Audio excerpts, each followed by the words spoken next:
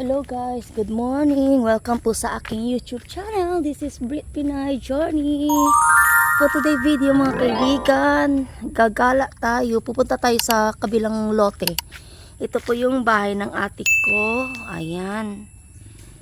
Dahil ay ayun, maaga pa pala yung kuya ko nandoon sa kabilang lote. Ayan. Kasi noong Sunday umuwi kami dito, which is 31st of August, karawan ng tatay ko. Ayan. Good morning. So, pinadalhan kami ng nanay ko ng binhi ng langka. Ano daw siya, kahit maliit lang daw siya, mabilis daw mamunga at saka matamis daw yung bunga niya.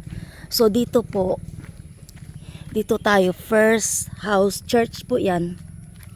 So dito, maaga pa yung gumising ng kuya ko, nagtanim pala ng binhi. Sabi ko itanim niya doon sa, dito, ayan sa boundary ng aming lupa. Ayan, dito na pala siya. Naglinis pala siya dito. Ayan, dito pala siya. Dito ka pala, Nard. Ayan. Tanim ng binhi.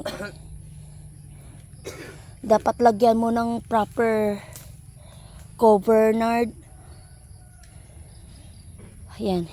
This lot is 500 square meter po to guys. Ito po yung kanyang muhon, boundary. Ayan. Good morning. Ay, si ano pala. Ayan guys, maulan na panahon. We need to cross to Iloilo. Ayan, Guimaras, Buena Vista Seaport going to Parola, Iloilo. Ayan, sasakyan namin. Grabing weather oh.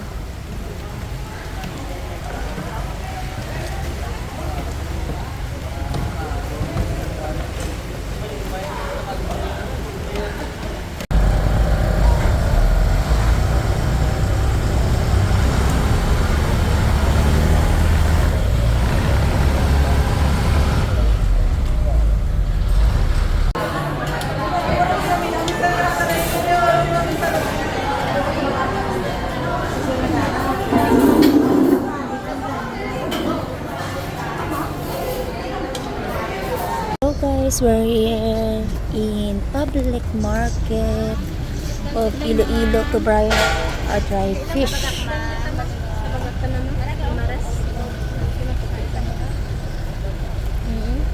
May nakampak man kami tag 100.